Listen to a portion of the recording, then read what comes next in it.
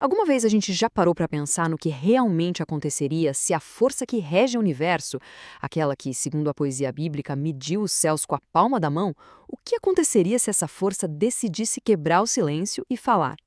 Que tipo de som seria esse? Pois é, hoje a gente vai mergulhar fundo exatamente nisso, na análise do som de uma voz que ecoa desde o início de tudo, desde a eternidade. O ponto de partida da nossa exploração é este trecho incrível do Salmo 68, versículo 33. Ele diz assim: Aquele que cavalga sobre os céus da antiguidade, eis que ele envia a sua voz, uma voz poderosa. A imagem que isso pinta é de uma majestade e de um poder que são difíceis até de imaginar. A nossa missão aqui vai ser desvendar cada pedacinho dessa declaração. Mas antes de mais nada, para a gente sentir o peso real desse versículo, a gente precisa de um pouco de contexto. O Salmo 68 não é um sussurro no escuro, sabe? Pelo contrário, ele é um grito de guerra, é um hino de triunfo, uma celebração vibrante. Tenta imaginar a cena. Deus como um rei guerreiro ascendendo ao seu santuário depois de uma vitória simplesmente esmagadora sobre seus inimigos. A atmosfera é de pura energia, é celebração da sua soberania incontestável. Ok, vamos para a primeira parte. A primeira imagem que salta aos olhos é a de Deus como um cavaleiro. Pensa um pouco nisso. Essa não é a figura de um rei estático, parado, sentado em seu trono, distante. De jeito nenhum. É a imagem de um soberano em movimento, um soberano ativo, que cavalga em total domínio sobre toda a criação. É uma imagem de poder dinâmico. E aqui a coisa fica ainda mais profunda. O texto fala dos céus da antiguidade. A palavra hebraica original para antiguidade aqui é Kedem. E olha, isso aqui é crucial. Não estamos falando de uma antiguidade tipo do tempo dos nossos avós ou da Roma antiga. Kedem vai muito, mas muito além. Aponta para um tempo primordial, uma eternidade que existe antes mesmo da história humana sequer começar a ser registrada. O que isso quer dizer? Quer dizer que a soberania de Deus não é recente, ela é pré-existente, ela é absoluta, é a fundação de tudo.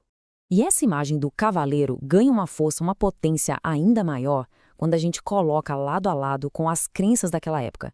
Os povos vizinhos de Israel tinham uma divindade, Baal, que era conhecida como o Cavaleiro das Nuvens.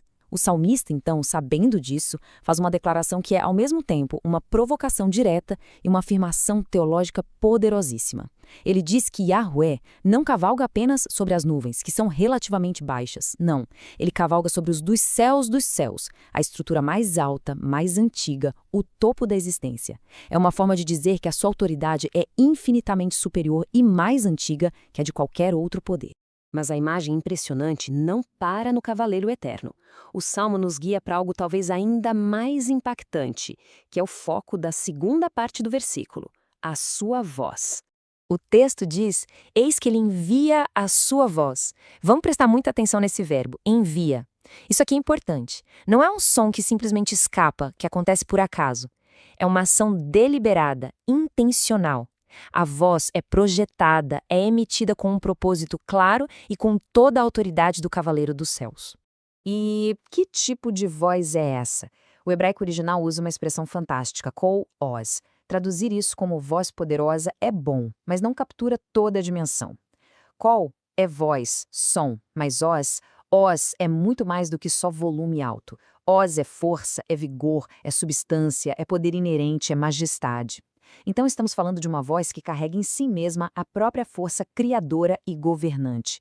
Com base nisso, a gente precisa reajustar a nossa forma de pensar. Quando Deus fala, não é apenas comunicação no sentido que a gente conhece. Não é só uma troca de informações, uma transmissão de pensamentos de uma mente para outra. É algo de uma natureza completamente diferente. É, um evento. É isso. Cada palavra é um acontecimento na realidade, uma ação que reverbera e impacta a estrutura do cosmos. É uma força sendo liberada no universo. A melhor forma de descrever isso talvez seja energia executiva em ação. Pensa nisso. A voz de Deus é um instrumento direto da sua vontade soberana. Foi essa voz que disse lá no início, haja luz, e a luz simplesmente passou a existir. A voz não sugere, não pede. A voz executa instantaneamente o que a mente divina decreta. É poder em forma de som. E tudo isso nos leva a uma questão simplesmente fascinante, né? Como é que uma voz que vem de Kedem, desse passado eterno, primordial, ainda tem alguma relevância hoje? Será que essa voz se calou em algum momento da história? A resposta que a teologia nos dá é que essa voz nunca, jamais se calou. O eco daquela voz primordial continua ressoando através do tempo e do espaço. É a força criativa que deu o pontapé inicial em tudo. É a força sustentadora que, neste exato momento, mantém as galáxias em seus cursos e os planetas em suas órbitas. E é a força governante que impede o universo de mergulhar no caos. A Bíblia diz que tudo subsiste pela sua palavra de poder. Ok, isso é grandioso, é cósmico. Mas, no fim das contas, a pergunta mais importante é: o que isso significa para a gente? Para nós, aqui e agora, no meio da nossa rotina, dos nossos problemas? A gente vive num mundo que é incrivelmente barulhento, né? É um bombardeio constante. Ruído político, ruído social, barulho incessante das redes sociais. Somos soterrados por opiniões, notícias, crises, distrações. A pergunta de $1 milhão é: no meio de todo esse caos, como a gente consegue discernir a voz daquele que cavalga sobre céus eternos? Eu acho que duas verdades muito práticas surgem disso tudo para os nossos dias.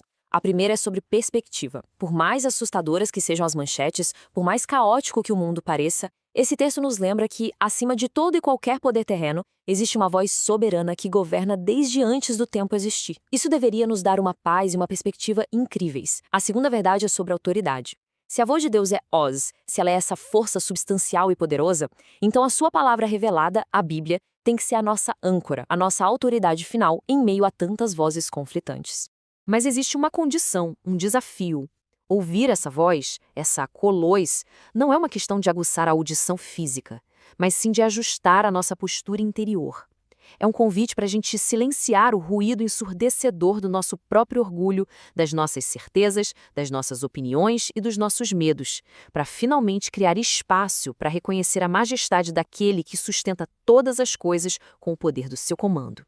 Muitas vezes, ao olhar para o mundo, a gente pode ter a sensação de um aparente silêncio divino, de uma ausência.